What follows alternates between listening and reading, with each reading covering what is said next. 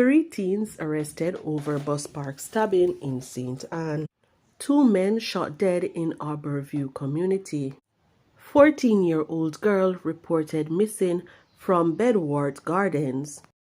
Please remember to subscribe, like, share, comment, and don't forget to hit that notification bell so you can always be updated with the latest news. Now for the news in details. Three teens were arrested on Saturday over the stabbing of a 15-year-old boy at the Brownstown Bus Park in St. Anne. The injured boy remains hospitalized. Those arrested are being held on suspicion of wounding with intent. It is reported that about 8 p.m., the 15-year-old was at the bus park when a dispute developed between him and the three other teens ages 14, 15, and 16. A knife was brought into play and he was stabbed several times in the upper body.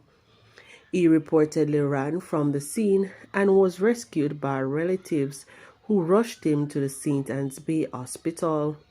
He was admitted for injuries received. A report was subsequently made to the Brownstown police and an investigation led to the arrest of the three teenagers.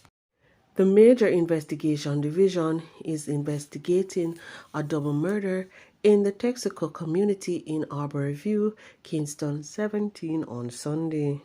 The victims, 32-year-old laborer Anthony Blake, otherwise called Nick, and 19-year-old Kevon Fowler, otherwise called Timmy, are both from the Texaco community. Reports from the police are that about 12:30 p.m., residents heard explosions and summoned the police. Upon their arrival, the body of Blake was seen lying on the ground with gunshot wounds to the upper body and head. The area was searched and Fowler was found lying at a section of the road with gunshot wounds to his upper body and head. Both men were transported to hospital where they were pronounced dead.